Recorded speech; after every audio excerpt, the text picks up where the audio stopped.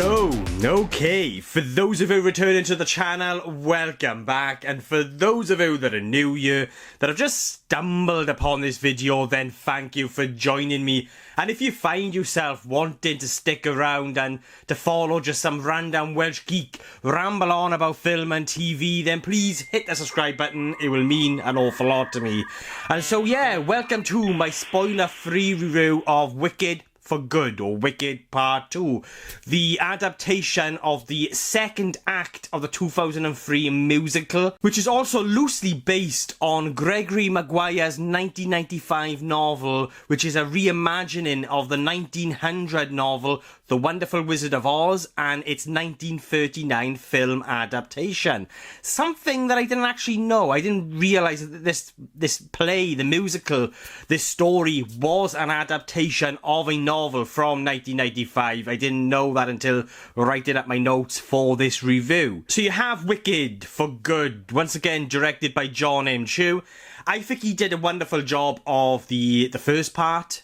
And for those of you that have watched that review will already know this, but I'm not actually a massive fan of the music within the show, the West End show. I've seen it once and I liked it, but the music didn't really struck a chord for me. And so I always knew that when it came to the musical aspect of these movies, they were never really going to float my boat, you could say. Do you know what I mean? It was never really going to hit me sort of the same way as it does most people who love the show and just love this story. But for me, the reason why both the West End show as well as both these movies work for me is its story.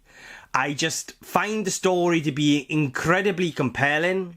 I'm just very intrigued by the kind of the darker elements and those darker themes within its story. And I feel like Jon M. Chu here within both part 1 and part 2 does a wonderful job at bringing those darker elements and themes to life in a way that are very satisfying, that are quite effective. Like, yes, would I want them to go a little bit darker in moments and a little bit more intense? Yes, but that's just my personal preference. But when it comes to sort of the overall tone of the movies, especially part 2, I think Jon M. Chu does a wonderful job at balancing sort of those darker elements within its story with the more kind of lighter, family-friendly tone of the overall experience. And I just jumped a little bit ahead there in this review. I haven't even touched on the synopsis yet. So the synopsis of Wicked Part 2, just in case you're interested, picks up right where the first movie leaves off. Elphaba is now seen by everyone as the Wicked Witch, even though she's really trying to just do the right thing, while the wizard's government spreads lies about her. Meanwhile, Glinda is stuck in a tough spot. She wants to help, but she's also expected to play along with what the people of Oz want to believe. The movie follows both women as their friendship gets tested and the stakes in Oz gets higher. And so, like I just said, you know, and I think a lot of people are going to find this surprising, you know, the fact that I really liked the movie. I really liked part 1 and I really liked Wicked for Good, just as much as I liked the musical. You know, I don't come away from these movies loving them.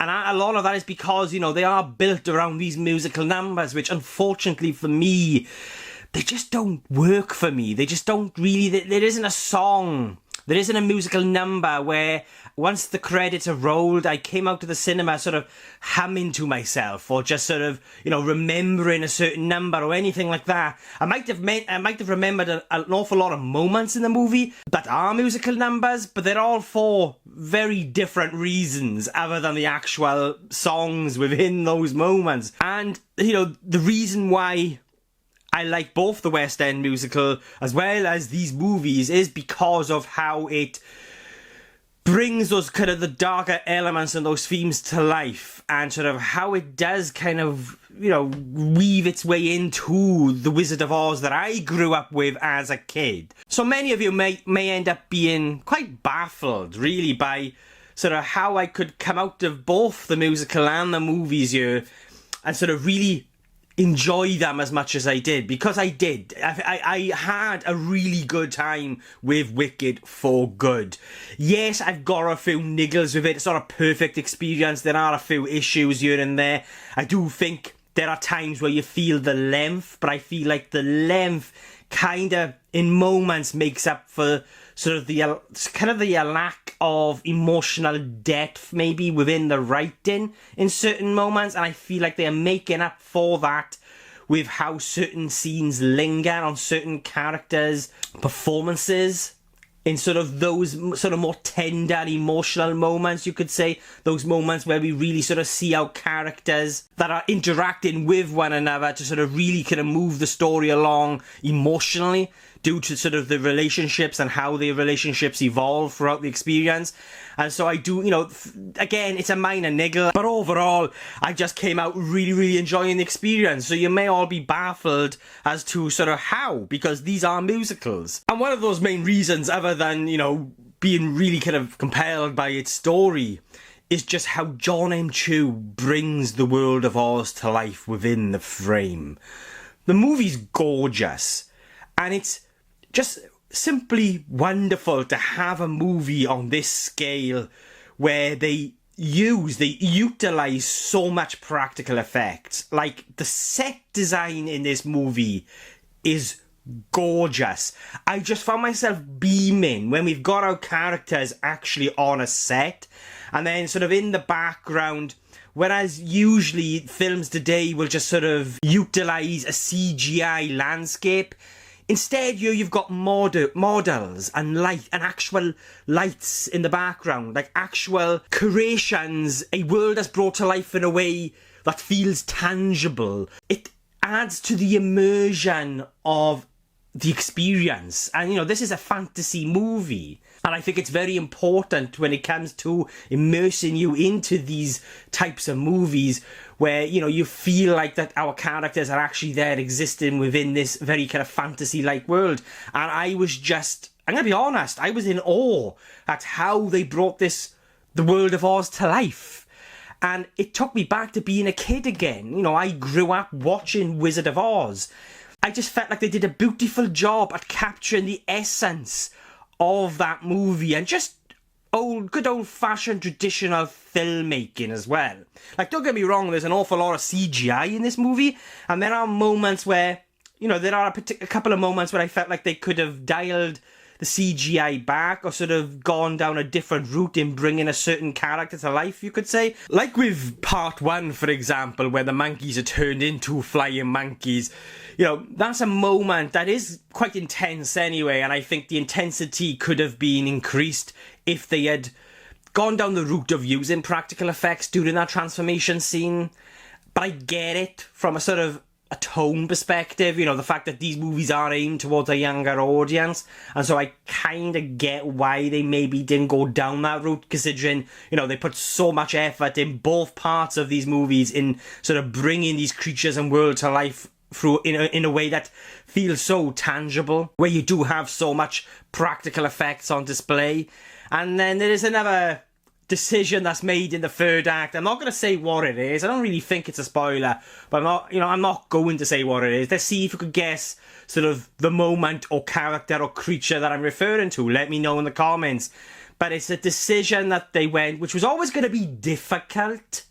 And I get why they went down the decision they did to bring this certain character to life through the use or the blend of CGI and practical, but it didn't 100% work for me. But again, just a minor niggle there. My biggest sort of gripe, you could say, with this movie, believe it or not, it's not the music. Even though the music doesn't hit or work for me or strike a chord with me personally, I'm not saying the music is bad or anything. It works for the story that they're telling you.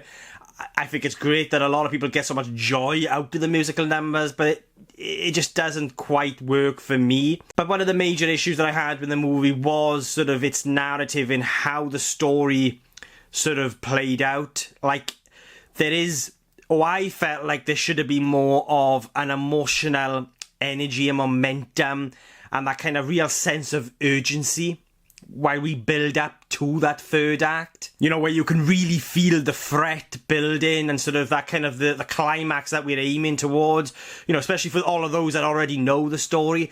I just feel like there are moments there that are emotional, especially in the third act. There is a moment that is effective due to how it's brought to life via the performances and just how the scene is directed and how the camera is used. I'm not gonna lie, it fucking hits. Like, I teared up. But kind of the sort of building up to that point, there just didn't seem to be enough of a connection between all of these moments throughout the experience to sort of really have this kind of one continuous sort of momentum, this kind of one continuous flow of energy where we've got this sort of the urgency and that threat and that kind of the emotional current just building. It's not really there. And so I just felt like I was getting a series of moments with these characters as the story evolves. And, you know, I know where it's going to end. But it was really kind of lacking that thread, you could say, that allowed me to be really swallowed up emotionally within the story and sort of within these characters' journeys. At the same time, kind of issue aside, I was still having a good time with this film. I really enjoyed it. Like I said, you know, it was taking me back to a certain era of movies and a time in my life where, you know, there were movies that I would just sort of escape into, and Wizard of Oz was one of those movies. I haven't seen it in years, mate, but it just reminded me. There was this kind of fuzzy, warm feeling of nostalgia and just in how everything was brought together here. And I just couldn't help, you know, niggles aside, enjoy this experience. I will, without a doubt, be buying the novel. I'm going to have to read the novel now. I really didn't know that this was actually based on a 1995 novel, and I will definitely have to add it to my ever-growing list of novels to catch up on. All of the cast here within the movie are really strong. There are moments that don't always work when it comes to certain performances, and again, I'm not sure if that was from, you know, direction maybe, and to sort of bring, you know, sort of pull back from kind of the intensity of what these characters are going through, because I kind of, you know, I'm always, especially when these movies touch on those darker themes, I'm always personally kind of wanting something that just really kind of pushes those boundaries a little bit when it comes to the intensity of what they are exploring. And maybe that was as a result of, and maybe that was the direction in sort of why in certain moments the performances didn't always work.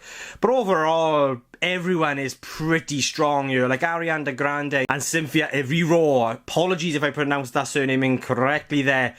But they're both really, really strong. Like, they sell, you know, in those moments where these characters are really coming to a point in their stories, when they come into a certain decision in sort of the paths that their characters are going to take, it is emotional, and a lot of that is aided by their performances within those moments. Michelle Yeoh is great when she's not singing. I really, you know, Michelle Yeoh is really good here, but yeah, it wasn't like when it came to the singing, I'm like, oh, but it's very limited in part 2. I can't really remember how much singing she had in part 1, but it's quite limited here in part 2. And Jonathan Bailey is also great. If anything, I kind of really wanted a little bit more of Jonathan Bailey and his character, because he is simply superb. And you got Jeff Goldblum as well as the Wizard, which I personally think is fantastic casting, and he is, as always, wonderful.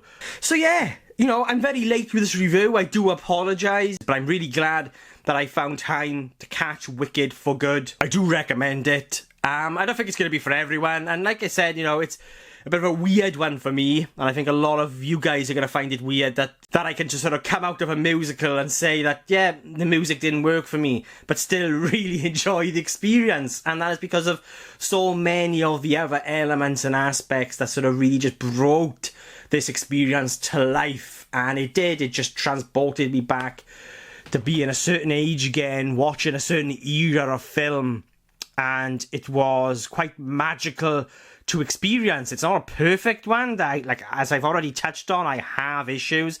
I had minor niggles with it, but it's a really good time in the cinema. To just touch on the length again, there are moments where it it does feel a little slow, but at the same time, I kind of felt like that it needed it due to the issues that I was having with the emotional momentum. And maybe there was a lot cut out of it. I've only ever seen the West End show once, so I can't really compare this adaptation to the West End show, though I really want to go and check it out again, because I just remember being absolutely blown away by it, and it was a show that I was never really rushing out to see. But when I did watch it, I was really glad that I did, and the same goes for Wicked. Both Part 1, Part 2, had a really good time with them. So yeah, that's enough of rambling from me. They are my thoughts on Wicked for Good, and I will be giving Wicked for Good.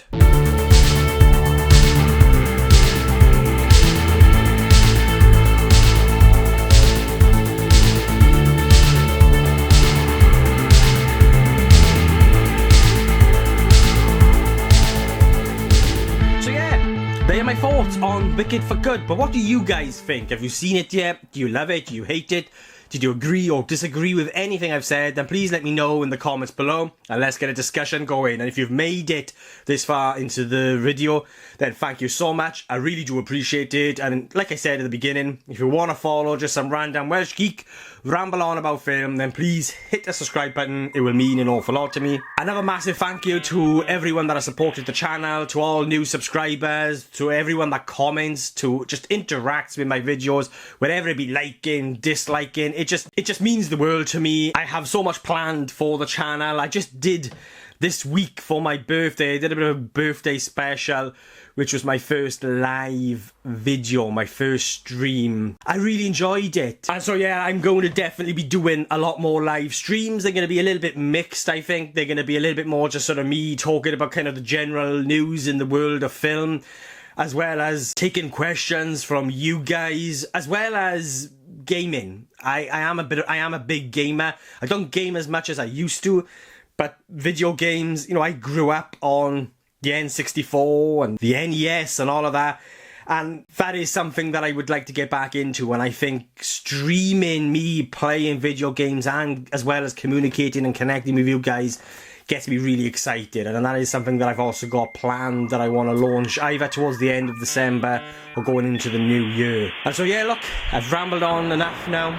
That's it from me for now, guys. Thank you all for watching. I really do appreciate it. I'll be catching you guys soon.